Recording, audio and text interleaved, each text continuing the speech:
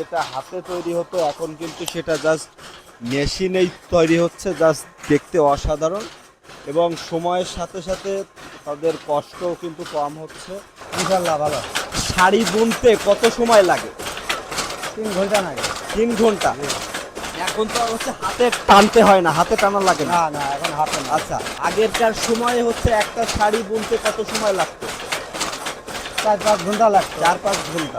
তো দিনে আপনারা কয়টা শাড়ি এই একটা মেশিন থেকে তৈরি করা যায়? সারাদিনে 3-4টে এরকম হয়। এর থেকে এখন কেনা বেচা থেকে কেমন? এখন তো কেনা বেচা নাই, কেনা বেচা হয় হলো শীতের মৌসুমে। আপনি যে তৈরি করতেছেন সেটা কি কোথাও শিপমেন্ট হয়? হ্যাঁ, দোকানে হয়। আর বেশি কখন সেল হয়, গরমে না শীতে?